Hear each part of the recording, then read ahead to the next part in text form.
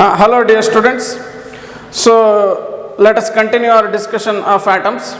So in this class you will learn about radius of an electron in radius of the nth stationary orbit of the applying Bohr's principles. Okay. So in the last class you studied Bohr's postulates. So what were those Bohr postulates? So according to Bohr, the electrons can revolve only in certain selected circular orbits, okay, without radiating energy, and these orbits are called as stationary orbits or stationary states. Okay, so which are those selected orbits? It is given by the second postulate. So second postulate says that those orbits are only possible for which the angular momentum of the revolving electron is integral multiple of h by 2 pi. Okay, so what happens when an electron jumps from one stationary orbit to another stationary orbit of a lower energy? ಈಗ ಒಂದು electron ಒಂದು stationery orbit ಇಂದ ಅದರ ಕಡಿಮೆ energy ಇರೋ stationery orbit ಗೆ jump ಮಾಡಿದ್ರೆ ಏನಾಗುತ್ತೆ? Then a photon of radiation is emitted whose energy is equal to the difference of energy of the electron in those two orbits. So ಈಗ ಒಂದು ಎಲೆಕ್ಟ್ರಾನ್ ಒಂದು ಸ್ಟೇಷನರಿ ಆರ್ಬಿಟ್ ಇಂದ ಕಡಿಮೆ energy ಇರೋ stationery ಆರ್ಬಿಟ್ಗೆ jump ಮಾಡಿದ್ರೆ ಒಂದು ಫೋಟಾನ್ ಆಫ್ ರೇಡಿಯೇಷನ್ ಆಚೆ ಬರುತ್ತೆ. ಆ ಫೋಟಾನ್ ಆಫ್ ರೇಡಿಯೇಷನ್ ಎಷ್ಟು ಎನರ್ಜಿ ಇರುತ್ತೆ ಅಂದರೆ ಆ ಎರಡು ಸ್ಟೇಷನರಿ ಆರ್ಬಿಟ್ಗಳ ಎನರ್ಜಿಗಳ ಡಿಫ್ರೆನ್ಸ್ ಅಷ್ಟು ಇರುತ್ತೆ. So this is Bohr's third postulate which you learned in the last class. So ನಾವು using this postulates let us derive the expression for radius of an electron in nth stationary orbit. Suppose ಈಗ ಒಂದು electron nth stationery ಆರ್ಬಿಟಲ್ಲಿ ಸುತ್ತಾ ಇತ್ತು ಅಂದ್ಕೊಳ್ಳಿ, ಆ electron ಆರ್ಬಿಟಿನ radius ಎಷ್ಟು ಅದನ್ನು ನಾವು ಕಂಡುಹಿಡಿಯೋಣ in this derivation. So it's an important 3 mark question for your annual examination. Okay, so consider an atom or ion where Bohr's theory can be applied. ಅರ್ಥ ಆಯ್ತಾ? ಒಂದು ಆಟಮ್ ಅಥವಾ ಅಯಾನ್ ಕನ್ಸಿಡರ್ ಮಾಡಿ ಎಂಥದ್ದು ಅಂದರೆ ಬೋರ್ಸ್ ಥಿಯರಿ ಅಪ್ಲೈ ಮಾಡೋ ಅಂಥದ್ದು.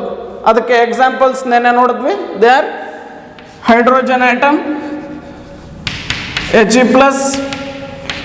Li2+, beryllium 3+, boron 4+, etcetera. So ಇಂಥದ್ರಲ್ಲಿ ಯಾವ್ದಾದ್ರು ಕನ್ಸಿಡರ್ ಮಾಡಿ. ಓಕೆನಾ? Let an electron be revolving in the nth stationary orbit of such an atom. Okay, so ಅಂತ ಆಟಮ್ ಅಲ್ಲಿ ಒಂದು ಎಲೆಕ್ಟ್ರಾನ್ nth ಆರ್ಬಿಟ್ ಅಲ್ಲಿ ಸುತ್ತಾ ಇರಲಿ. ಓಕೆನಾ? ಸೊ m ಅನ್ನೋದು ಮಾಸ್ ಆಫ್ ದಿ ಎಲೆಕ್ಟ್ರಾನ್ ಆಗಿರಲಿ, v ಅನ್ನೋದು speed of the electron in that nth stationary orbit ಆಗಿರಲಿ. ಸೊ ಪ್ಲಸ್ z ಅನ್ನೋದು charge of the nucleus of that atom or ion where you are applying Bohr's model. ನೆನ್ನೆ ನೋಡಿದ್ವಿ ಯಾಕೆ plus Z ಅಂತ ಹೇಳೋದು ಗೊತ್ತಾಗುತ್ತಲ್ಲ. ಸಪೋಸ್ ನಿಮ್ಮ ಎಕ್ಸಾಂಪಲ್ ನೀವು ಕನ್ಸಿಡರ್ ಮಾಡಿರೋ ಆಟಮ್ ಅಥವಾ ಅಯಾನ್ ಹೈಡ್ರೋಜನ್ ಆಟಮ್ ಆಗಿದ್ರೆ Z1 ಆಗಿರುತ್ತೆ. ಸೊ ಆ nucleus charge +1e R simply +e. ನೀವು ಕನ್ಸಿಡರ್ ಮಾಡಿದಂತಹ ಆಟಮ್ ಅಥವಾ ಅಯಾನ್ ಹೀಲಿಯಂ ಆಗಿದ್ರೆ Z2 ಆಗಿರುತ್ತೆ, ಹಂಗಾರೆ ಅದರ ನ್ಯೂಕ್ಲಿಯಸ್ ಚಾರ್ಜ್ +2e ಆಗಿರುತ್ತೆ. ನೀವು ಕನ್ಸಿಡರ್ ಮಾಡಿದಂಥ ಆಟಮ್ ಅಥವಾ ಅಯಾನ್ Li2+ ಆಗಿದ್ರೆ ಅದರ Z3 ಆಗಿರುತ್ತೆ, ಅದರ ನ್ಯೂಕ್ಲಿಯಸ್ಸಿನ ಚಾರ್ಜ್ +3e ಆಗಿರುತ್ತೆ. ನೀವು ಕನ್ಸಿಡರ್ ಮಾಡಿದಂಥ ಆಟಮ್ ಆರ್ ಅಯಾನ್ B3+ ಆಗಿದ್ರೆ ಅದರ Z4 ಆಗಿರುತ್ತೆ, ಅದರ ನ್ಯೂಕ್ಲಿಯಸ್ ಚಾರ್ಜ್ +4e ಆಗಿರುತ್ತೆ. ನೀವು ಕನ್ಸಿಡರ್ ಮಾಡಿದಂಥ atom R the ion boron 4+ ಆಗಿದ್ರೆ ಅದರ Z5 ಆಗಿರುತ್ತೆ, ಅದರ ನ್ಯೂಕ್ಲಿಯಸ್ ಚಾರ್ಜ್ +5e ಆಗಿರುತ್ತೆ. ಸೊ ನೀವು ಯಾವುದು ಆಟಮ್ ಅಥವಾ ಅಯಾನ್ ಕನ್ಸಿಡರ್ ಮಾಡ್ತಾ ಇದ್ದೀರೋ ಬೋರ್ಸ್ ಮಾಡಲ್ ಹಾಕೋಕ್ಕೆ ಅದರ ನ್ಯೂಕ್ಲಿಯಸ್ ಸುತ್ತ ಒಂದೇ ಎಲೆಕ್ಟ್ರಾನ್ ಸುತ್ತಾ ಇರಬೇಕು. ಅದಕ್ಕೆ ಇವೆ ಎಕ್ಸಾಂಪಲ್ಗಳು. ಸೊ ಅಂತಹ ಆಟಮ್ ಆರ್ ಅಯಾನಿನ ನ್ಯೂಕ್ಲಿಯಸ್ ಚಾರ್ಜ್ ಇನ್ ಜನರಲ್ ಆಗಿ ಮಾತಾಡೋದಾದ್ರೆ ಎಷ್ಟಿರುತ್ತೆ? +Z ಇರುತ್ತೆ. So that is called as charge of the nucleus. So ನಾನೀಗ ಬರೀ ಹೈಡ್ರೋಜನ್ ಆಟಮ್ಗೆ ಡಿರೈವ್ ಮಾಡ್ತಿಲ್ಲ, ಅಥವಾ ಬರೀ ಹೀಲಿಯಂ ಪ್ಲಸ್ಗೆ ಡಿರೈವ್ ಮಾಡ್ತಿಲ್ಲ, ಅಥವಾ Li2+ ಅಷ್ಟೇ ಡಿರೈವ್ ಮಾಡ್ತಿಲ್ಲ, ನಾನು ಎಲ್ಲದಕ್ಕೂ ಒಟ್ಟಿಗೆ ಸೇರಿ ಡಿರೈವ್ ಮಾಡ್ತಿದ್ದೀನಿ ಜನರಲ್ ಆಗಿ. ಸೊ ಅದಕ್ಕೆ ನಾವು ಕನ್ಸಿಡರ್ ಮಾಡಿದಂತಹ ಆಟಮ್ ಅಥವಾ ಅಯಾನ್ಗಳ ನ್ಯೂಕ್ಲಿಯಸ್ಸಿನ ಚಾರ್ಜ್ ಏನು? +Ze. Z ಅನ್ನೋದು atomic number. Okay, so R ಅನ್ನೋದು the radius of the electron which is revolving in the nth stationary orbit. Okay, ಅದನ್ನೇ ಕಂಡುಹಿಡಿಯಕ್ಕೆ ಹೋಗ್ತಾ ಇರೋದು ನಾವು. ಸೊ ಇದು ಕಂಡುಹಿಡಿತಾ ಇರೋದು ನಾವು. ಓಕೆನಾ? ಸೊ ಯಾವ ಥರ ಕಂಡುಹಿಡಿತೀವಿ ನೋಡೋಣ. ಓಕೆ,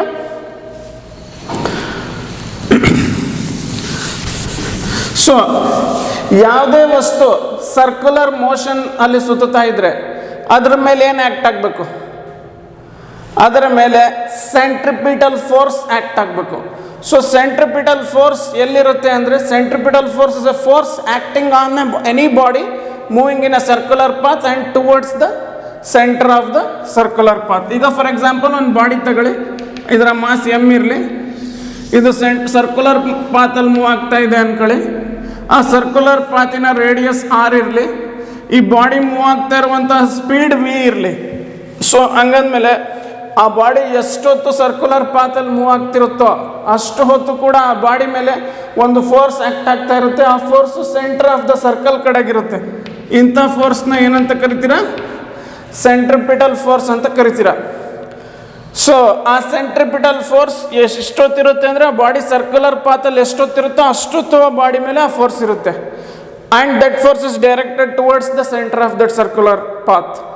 ಓಕೆನಾ? ಸೊ ಈ ಫೋರ್ಸ್ನ ಸೆಂಟ್ರಿಪಿಟಲ್ ಫೋರ್ಸ್ ಅಂತ ಕರಿತೀವಿ. It is necessary for any body moving on a circular path. ಹಂಗಾರೆ ಅದರ ವ್ಯಾಲ್ಯೂ ಎಷ್ಟು? You might have studied in first P ಓದಿರ್ತೀರ ಇದನ್ನ. So F C P centripetal force value ಏನು? mv²/r. ಸೊ ಈಗ ನಮ್ಮ ಎಲೆಕ್ಟ್ರಾನ್ ಏನು ಮಾಡ್ತಾ ಇದೆ ನೋಡಿ, ನಮ್ಮ ಎಲೆಕ್ಟ್ರಾನ್ ಕೂಡ ಸರ್ಕ್ಯುಲರ್ ಪಾತಲ್ಲಿ ಮೂವ್ ಆಗ್ತಾ ಇದೆ in the nth stationary orbit. ಆ ಸರ್ಕ್ಯುಲರ್ ಪಾತ್ ರೇಡಿಯಸ್ ಎಷ್ಟಿದೆ? ಆರ್ ಇದೆ. ಎಲೆಕ್ಟ್ರಾನ್ ಮಾಸ್ ಏನು? Small m. ಆ ಎಲೆಕ್ಟ್ರಾನ್ ಸರ್ಕ್ಯುಲರ್ ಪಾತಲ್ಲಿ ಮೂವ್ ಆಗ್ತಾರೋ ಸ್ಪೀಡ್ ಏನು? ವಿ. ಹಂಗಾರೆ ಎಲೆಕ್ಟ್ರಾನ್ ಮೇಲೆ ಆಕ್ಟ್ ಆಗ್ತಾರೋ ಸೆಂಟ್ರಿಪಿಟಲ್ ಫೋರ್ಸ್ ಎಷ್ಟು? The same expression. ಸೊ ಹಂಗಾರೆ ನಮ್ಮ ಎಲೆಕ್ಟ್ರಾನ್ ಮೇಲೆ ಆಕ್ಟ್ ಆಗ್ತಾ ಇರೋ ಸೆಂಟ್ರಿಪಿಟಲ್ ಫೋರ್ಸ್ ಎಷ್ಟು? F centripetal equals mv²/r. So ಇದನ್ನೇ ನೀವು ಫಸ್ಟ್ ಪೇಯಲ್ಲಿ ಕಲ್ತಿದ್ದೀರಾ. ಓಕೆನಾ? ಸೊ ಈಗ ಈ ಎಲೆಕ್ಟ್ರಾನ್ಗೆ ಸೆಂಟ್ರಿಪಿಟಲ್ ಫೋರ್ಸ್ ಇದೆ. ಓಕೆ, ಯಾಕೆ? ಅದರಿಂದನೇ ಅದು ಸರ್ಕ್ಯುಲರ್ ಮೋಷನಲ್ಲಿ ಮೂವ್ ಆಗ್ತಿರೋದು. ಬಟ್ ಯಾರು ಪ್ರೊವೈಡ್ ಮಾಡ್ತಾ ಇರೋದು ಆ ಸೆಂಟ್ರಿಪಿಟಲ್ ಫೋರ್ಸ್? ಸೊ ಆ ಸೆಂಟ್ರಿಪಿಟಲ್ ಫೋರ್ಸ್ ಪ್ರೊವೈಡ್ ಮಾಡ್ತಾ ಇರೋದು the electrostatic force of attraction from the nucleus. So ಈ ಎಲೆಕ್ಟ್ರಾನ್ ಸುತ್ತುವಾಗ ಈ ನ್ಯೂಕ್ಲಿಯಸ್ ಆ ಎಲೆಕ್ಟ್ರಾನ್ ಮೇಲೆ ಎಲೆಕ್ಟ್ರೋಸ್ಟ್ಯಾಟಿಕ್ ಫೋರ್ಸ್ ಆಫ್ ಅಟ್ರಾಕ್ಷನ್ ಮಾಡ್ತಾ ಇರುತ್ತೆ. ಅದೇ ಆ ಸೆಂಟ್ರಿಪಿಟಲ್ ಫೋರ್ಸ್ ಪ್ರೊವೈಡ್ ಮಾಡ್ತಾ ಇರೋದು.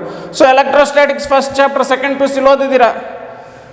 ಸೊ ನ್ಯೂಕ್ಲಿಯಸ್ ಚಾರ್ಜ್ ಏನು? Positive plus ZE. Electron charge ಏನು? Minus E negative. So electrostatics ಅಲ್ಲಿ ಓದಿದ್ದೀರಾ, unlike charges attract each other, like charges repel each other. So ಈಗ ನಮ್ಮ ನ್ಯೂಕ್ಲಿಯಸ್ ಮತ್ತು electron unlike charges like charges? ನಮ್ಮ ನ್ಯೂಕ್ಲಿಯಸ್ ಮತ್ತು electron unlike charges. So ಅದೇನಾಗ್ತವೆ? Nucleus ಎಲೆಕ್ಟ್ರಾನ್ನ ತನ್ನ ಕಡೆ ಅಟ್ರಾಕ್ಟ್ ಮಾಡುತ್ತೆ. ಅರ್ಥ ಆಯ್ತಲ್ಲ? ಸೊ ಇದನ್ನೇ ಎಲೆಕ್ಟ್ರೋಸ್ಟ್ಯಾಟಿಕ್ ಫೋರ್ಸ್ ಆಫ್ ಅಟ್ರಾಕ್ಷನ್ ಅಂತ ಕರೆಯೋದು. ಸೊ ಇದೇ ನಮಗೆ ಸೆಂಟ್ರಿಪಿಟಲ್ ಫೋರ್ಸ್ ಪ್ರೊವೈಡ್ ಮಾಡ್ತಾ ಇರೋದು. ಸೊ ಅದೆಷ್ಟು ಅಂತ ನೋಡೋಣ. Electrostatic force of attraction acting on the electron due to the nucleus ಎಷ್ಟು ಅಂತ ನೋಡೋಣ. ಓಕೆನಾ? ಸೊ ನೀವು ಎಲೆಕ್ಟ್ರೋಸ್ಟ್ಯಾಟಿಕ್ಸಲ್ಲಿ ಓದಿರ್ತೀರ ಕೂಲಂಬ್ಸ್ ಲಾ. ಸಪೋಸ್ ನಿಮ್ಮ ಹತ್ರ ಎರಡು ಚಾರ್ಜಸ್ ಇತ್ತು ಅಂದ್ಕೊಳ್ಳಿ, Q1 Q2. ಇವುಗಳ ಸೈನ್ ನಿಮಗೆ ಗೊತ್ತಿಲ್ಲ ಅಂದ್ಕೊಳ್ಳಿ, ಯಾವ್ದಾದ್ರು ಸೈನ್ ಇರ್ಬೋದು. ಅಂತೂ ಅವುಗಳ ಮಧ್ಯೆ ಒಂದು ಫೋರ್ಸ್ ಆ್ಯಕ್ಟ್ ಆಗುತ್ತೆ. ಸಪೋಸ್ ಪ್ಲಸ್ ಪ್ಲಸ್ ಇದ್ರೆ repel each other, they both repel each other. Minus minus ಇದ್ರೆ again they both repel each other. Plus minus ಇದ್ರೆ they attract each other. Minus plus ಇದ್ರೆ again they attract each other. ಅಂತೂ ನಮಗೆ charge ಗೊತ್ತಿಲ್ಲ ಅಂದ್ಕೊಳ್ಳಿ. In general you have two charge ಅಲ್ಲ, sign ಗೊತ್ತಿಲ್ಲ ಅಂದ್ಕೊಳ್ಳಿ ಚಾರ್ಜ್ದು. ನಿಮ್ಮ ಹತ್ರ ಎರಡು ಚಾರ್ಜಸ್ ಇದೆ, Q1 Q2. ಹಂಗಾರೆ ಇವುಗಳ ಮಧ್ಯ ಆ್ಯಕ್ಟ್ ಆಗ್ತಾರೋ ಎಲೆಕ್ಟ್ರೋಸ್ಟ್ಯಾಟಿಕ್ ಫೋರ್ಸಿನ ಮ್ಯಾಗ್ನಿಟ್ಯೂಡ್ ಎಷ್ಟು? ಅದೇ ಕೂಲಂಬ್ಸ್ ಲಾ ಹೇಳೋದು. ಸೊ ಆ ಎಲೆಕ್ಟ್ರೋಸ್ಟ್ಯಾಟಿಕ್ ಫೋರ್ಸಿನ ಮ್ಯಾಗ್ನಿಟ್ಯೂಡ್ ಏನು? Acting between two charges.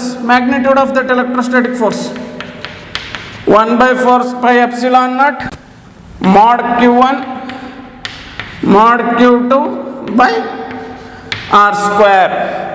So where r is the distance between two charges, mod Q1 is magnitude of the Q1, mod Q2 is magnitude of charge Q2.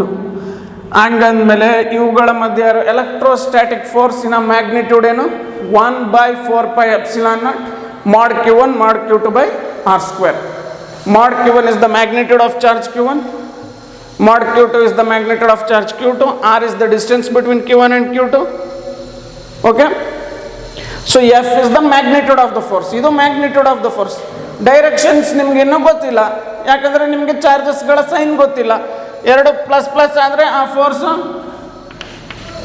ಈ ಕಡೆ ಇರುತ್ತೆ, force on this ಈ ಕಡೆ, force on this ಈ ಕಡೆ. ಎರಡು minus minus ಇದ್ರೆ ಮತ್ತೆ ಫೋರ್ಸ್ ಆನ್ ದಿಸ್ ಈ ಕಡೆ, ಫೋರ್ಸ್ ಆನ್ ದಟ್ ಆ ಕಡೆ. ಇದು ಪ್ಲಸ್ ಮೈನಸ್ ಆದರೆ ಆಗ the forces are this side. Plus minus ಆದರೆ ಪ್ಲಸ್ ಮೈನಸ್, ಮೈನಸ್ ಪ್ಲಸ್ ಆದರೂ ಫೋರ್ಸಸ್ ಹಿಂಗಿದೆ. ಸೊ ನಮಗೀಗ ಅಟ್ರಾಕ್ಷನ್ ರಿಪಲ್ಷನ್ ಬೇಡ ಅದೀಗ, ಯಾಕಂದರೆ ಚಾರ್ಜಸ್ಗಳ ಸೈನ್ ಬೇಡ, ಜಸ್ಟ್ ಮ್ಯಾಗ್ನಿಟ್ಯೂಡ್ ಬೇಕಂದ್ರೆ ಅದು ಸಿಗುತ್ತೆ ನೋಡಿ. Magnitude of that force 1/4πε0 mod q1 mod q2/r². ಹಂಗಾರೆ ಸಿಮಿಲರ್ಲಿ ಇದೇ ಅಪ್ಲೈ ಮಾಡಿ. ಈಗ what is the magnitude of force acting on the electron due to the nucleus? ಎಷ್ಟು? ಹಂಗಾರೆ ಅದೇ ಫೋರ್ಸ್ ಎಲೆಕ್ಟ್ರೋಸ್ಟ್ಯಾಟಿಕ್ ಅಂತ ಕರಿತೀನಿ, ಎಲೆಕ್ಟ್ರೋಸ್ಟ್ಯಾಟಿಕ್ ಫೋರ್ಸ್ ಅಂತ ಕರಿತೀನಿ. ಈಗ ಮಾಡಿದ್ರಲ್ಲ ಅದೇ ಅಪ್ಲೈ ಮಾಡಿ. 1/4πε0. ಓಕೆ, ಮತ್ತೊಂದು ಸರಿ ಬರೆದು ಬಿಡ್ತೀನಿ. ಇದು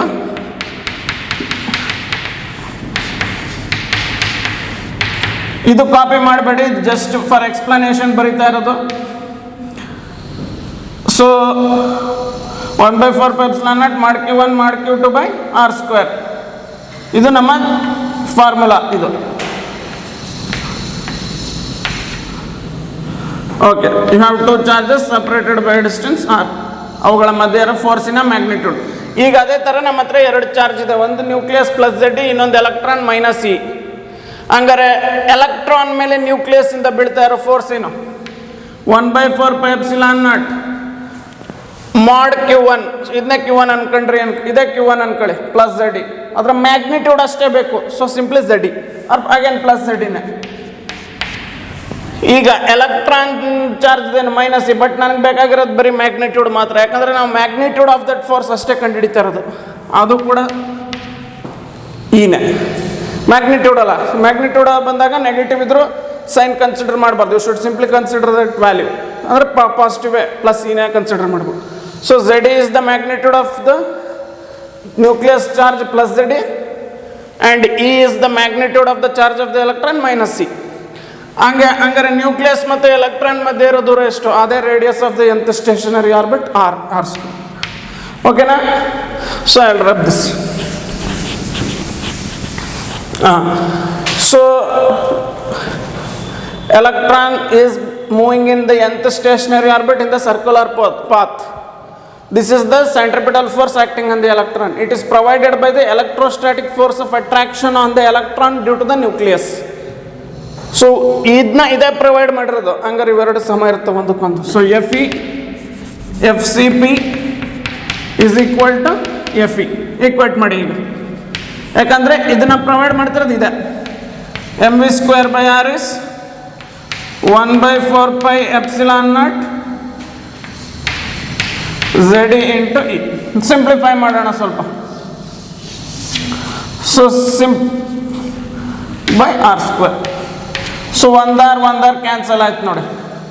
ಈ ಒಂದು ಉಳಿದಿರೋ ಆರ್ನ ಇಲ್ಲಿ ಕಳಿಸಿ, mv²/r ಒಟ್ಟಿಗೆ ಬರೀರಿ. ಇದು E into E², Z²/4πε0. So ಇದನ್ನು ಈಕ್ವೇಷನ್ 1 ಅಂತ ಕರೀರಿ. Call this as equation 1. ಈಗ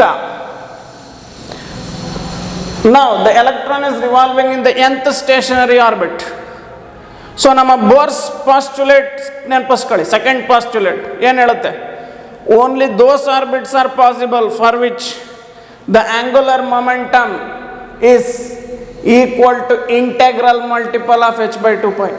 ಸೊ ಈಗ ನಮ್ಮ ಎಲೆಕ್ಟ್ರಾನ್ nth ಆರ್ಬಿಟಲ್ ಸುತ್ತುತ್ತಾ ಇದೆ. ಹಂಗಾರೆ ಇದರ ಆಂಗುಲರ್ ಮೊಮೆಂಟಮ್ ಎಷ್ಟು? Angular momentum mvr. ಅದೇನಕ್ಕೆ ಸಮ ಆಗಿರುತ್ತೆ? n integral multiple of h/2π.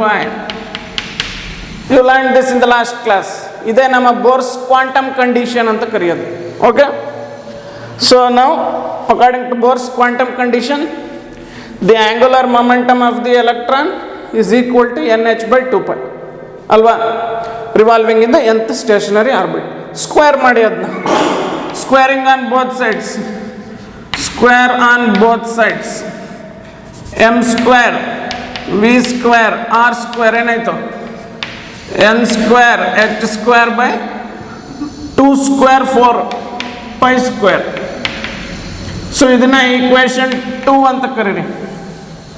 ಈಗ ನಿಮಗೆ ಬೇಕಾಗಿರೋದೇನಪ್ಪ ಆರ್ ಬೇಕು. ನಿಮ್ಮ ಹತ್ರ ಈಕ್ವೇಷನ್ 1 ಇದೆ, ಈಕ್ವೇಷನ್ 2 ಇದೆ. ಥಿಂಕ್ ಮಾಡಿ, ಏನು ಮಾಡ್ತೀರಾ? 1/2 ಮಾಡ್ತೀರಾ ಅಥವಾ 2/1 ಮಾಡ್ತೀರಾ? ನಿಮಗೆ ಬೇಕಾಗಿರೋದು ಆರು. ಸೊ ಇಲ್ಲಿ ಸ್ಕ್ವೇರ್ ಇದೆ, ಇಲ್ಲಿ ಸಿಂಗಲ್ ಇದೆ, ಆರ್ ಅಲ್ವಾ ಬೇಕಾಗಿರೋದು. 2/1 ಮಾಡಿ, ಆಗ ಒಂದು ಆರು ಕ್ಯಾನ್ಸಲ್ ಆಗು, ಆರ್ ಕ್ಯಾನ್ಸಲ್ ಆಗುತ್ತೆ, ನ್ಯೂಮರೇಟರ್ ಒಂದು ಆರು ಉಳ್ಕೊಂಡ್ಬಿಡುತ್ತಲ್ಲ. ಸೊ 2/1 ಮಾಡಿ, 2/1. ಸೊ 2/1 ಮಾಡಿ, M square V square R square by M V square R. So ಈಗ ಅಂದರೆ when you divide two equations L H S by L H S, R H S by R H S. So 2/1 ಮಾಡ್ತಾ ಇರೋದು. So L H S by L H S ಮಾಡಿದೆ. ಈಗ R H S by R H S ಮಾಡಿ, R H S by R H S, N square H square by 4 pi square. ಇದರ R H S ಎಷ್ಟು? Z E square by 4 pi epsilon naught. So ಏನೇನಾಯ್ತು ನೋಡಿ, ಈಗ V square cancel, M cancel, R cancel. So ಇಲ್ಲಿ ಉಳಿದಿದ್ದೇನೀಗ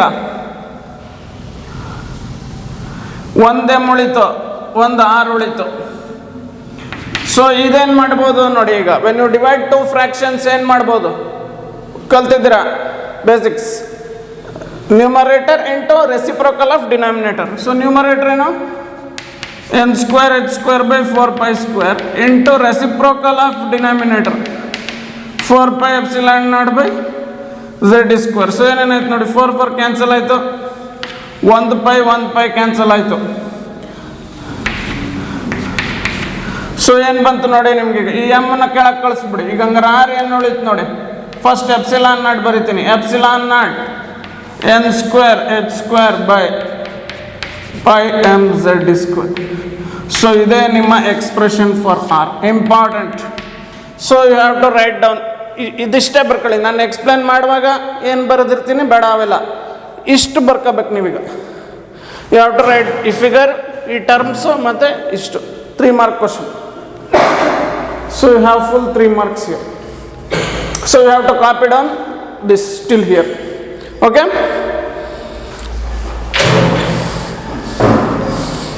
Okay. So just now we derived the expression for radius of the electron in the nth stationary orbit of an atom or ion, where you can apply Bohr's model.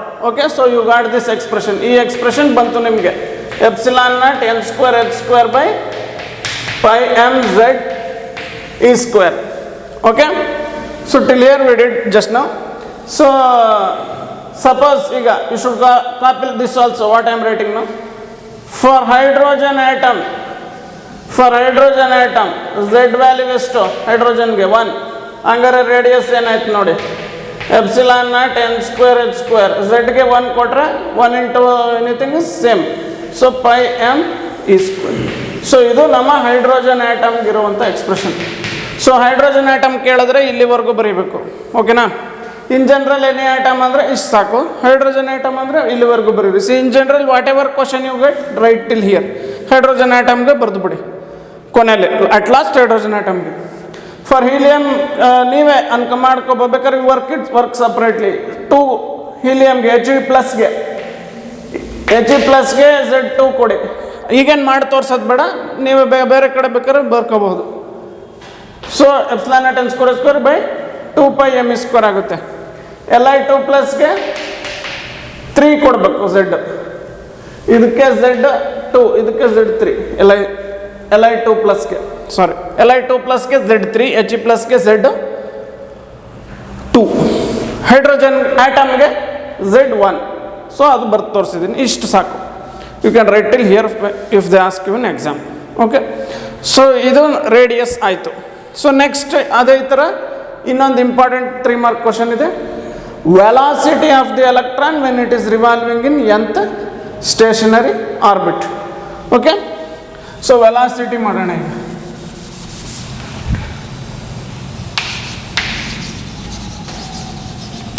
So same, consider an atom or ion where you can apply Bohr's model. Okay.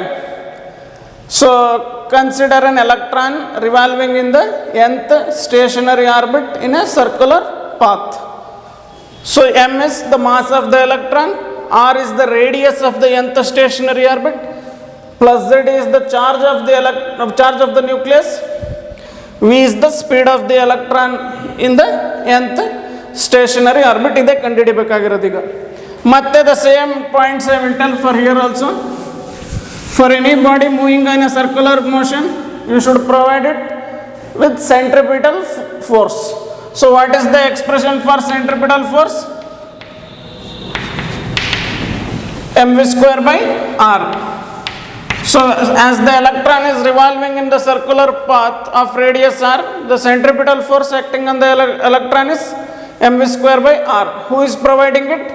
It is provided by the electrostatic force of attraction from the nucleus. So that is Fe. It is equal to 1 by 4 pi epsilon naught Ze into E by r square. Same. You did this in the last derivation for radius. Ade matte barita iradu. Almost same. Iga, so this is provided by this.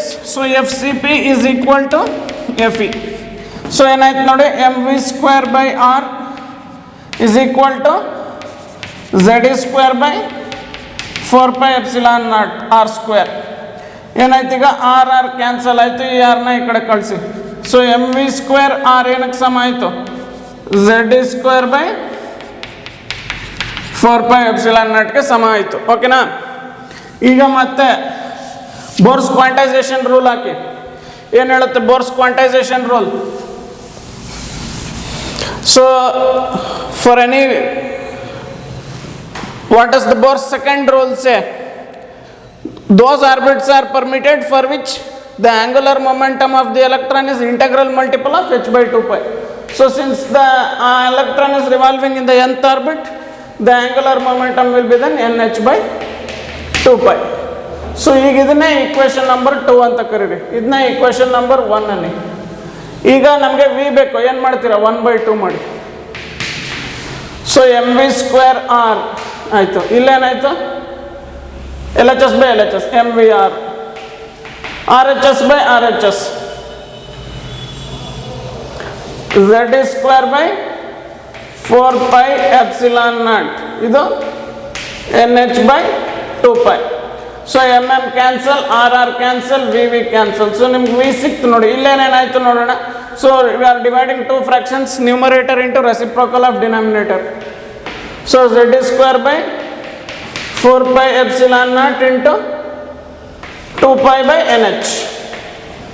So pi cancel, 2 1s 2 2s. So speed ಎಷ್ಟು ಸಿಕ್ತು? Ze square by 2 epsilon naught nh.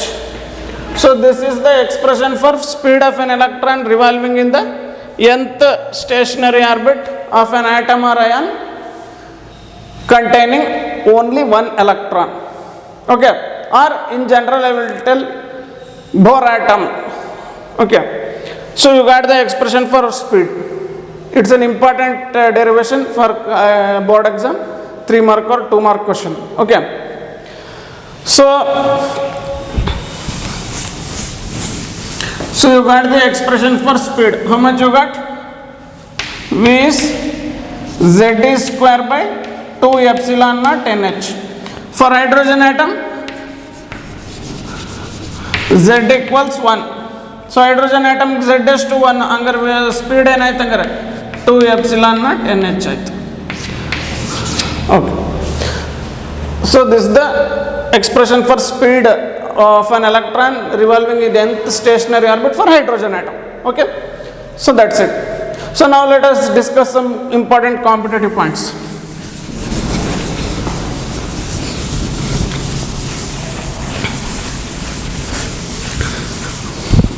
So what you got expression for radius? You should remember this. Epsilon naught n square h square by pi m Z square. Okay. So r, how it is proportional to the, so n is called orbit number. Are you can tell principal quantum number. So ಎನ್ನ ಏನಂತ ಕರಿತೀರ? Orbit number ಅಥವಾ principal quantum number ಅಂತ ಕರಿತೀರ. So ಈಗ first orbit ಆಗಿದ್ರೆ N1, second orbit ಆದರೆ ನೋಡಿ ಇಲ್ಲಿ ಇದು ನ್ಯೂಕ್ಲಿಯಸ್ ಅನ್ಕೊಳ್ಳಿ. ಸೊ ಫಸ್ಟ್ ಆರ್ಬಿಟ್ಗೆ N1 ಇದಕ್ಕೆ you might have studied in chemistry in the last year. Second ಆರ್ಬಿಟ್ಗೆ N = 2, ಥರ್ಡ್ ಆರ್ಬಿಟ್ಗೆ N = 3. ಹಂಗೆ ಹೆಚ್ಚು ಹೆಚ್ಚು ಮುಂದೆ ಹೋಗ್ತಾ N ವ್ಯಾಲ್ಯೂ ಒಂದೊಂದೇ ಜಾಸ್ತಿ ಆಗ್ತಾ ಹೋಗುತ್ತೆ. ಇದನ್ನೇ ಎನ್ನ ಏನಂತ ಕರಿತೀರ? ಆರ್ಬಿಟ್ ನಂಬರ್ ಅಥವಾ ಪ್ರಿನ್ಸಿಪಾಲ್ ಕ್ವಾಂಟಮ್ ನಂಬರ್ ಅಂತ ನೆನ್ಪಿಟ್ಕೊಂಡು.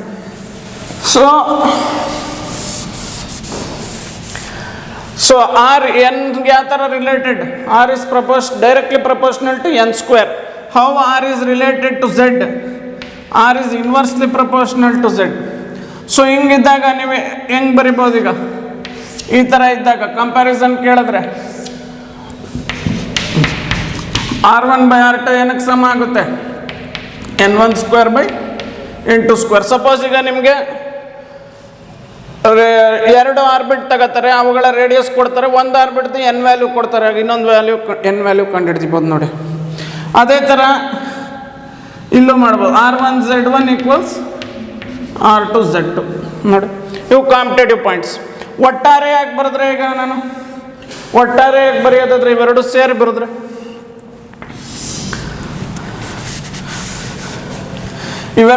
ಬರೆದ್ರೆ R proportional to N²/Z.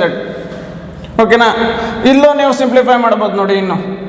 So ಈಗ ಫಸ್ಟ್ ಕೇಸ್ ಬೇಕು ನಿಮಗೆ ಅಂದರೆ R1 ಇಸ್ ಸಮ್ ಪ್ರಪೋರ್ಷನಾಲಿಟಿ ತೆಗಿರಿ, N1²/Z1. ಸೊ ಈಗ ನಮ್ಮ ಅದೇ ಥರ ಇನ್ನೊಂದು ಕೇಸ್ಗೆ ಬರೆಯೋದಾದರೆ R2 is again same constant ಇರುತ್ತೆ, N2²/Z2. ಈಗ ಇವೆರಡರ ಮಧ್ಯೆ ರಿಲೇಷನ್ ಬೇಕು ಅಂದ್ರೆ ನೋಡಿ, ಈಗ R1/R2 ಏನಾಯ್ತು ನೋಡಿ, N1²/Z1 N2²/Z2. ಅದನ್ನ ರಿವರ್ಸ್ ಬರಿಬೋದಲ್ಲ, Z2/N2² ನೋಡಿ. ಇವೆರಡು ಸೇರಿ ಎಕ್ಸ್ಪ್ರೆಷನ್ಸ್ ಇವು. ಓಕೆನಾ? ಅದೇ ಥರ ಸ್ಪೀಡ್ಗೆ ಏನು ಬಂತು?